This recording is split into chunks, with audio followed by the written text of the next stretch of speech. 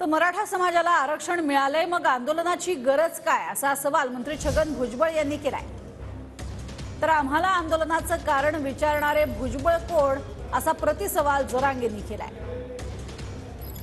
चव्हाणांच्या मुख्यमंत्री असताना, हे मुख्यमंत्री असताना, फडणवीस मुख्यमंत्री असताना त्यावेळेला सुद्धा मी पाठिंबा दिलेला आहे की मराठा समाजांना वेगळं आरक्षण द्या।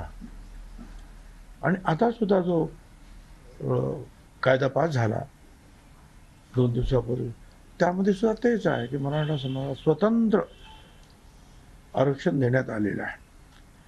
मला असं वाटतं की हे झाल्यानंतर सुद्धा आंदोलन करायचं काही कारण आहे असं मला काही वाटत नाही। शांतता बिघडवायचं काही कारण आहे असं मला काही वाटत नाही। तो कोणी विचारणार आम्हाला आंदोलनाचं कारण काय? तुला विचारलं का मी, तू कशाला मराठ्यात आणि ओबीसीत वाद लावतो? मग तो कोण आम्हाला विचारणार? आंदोलन कशासाठी आम्ही करतो? आम्हाला अधिकार नाही का? दर दिवस आंदोलन करण्याचा अधिकार आम्हाला नाही असं आहे का?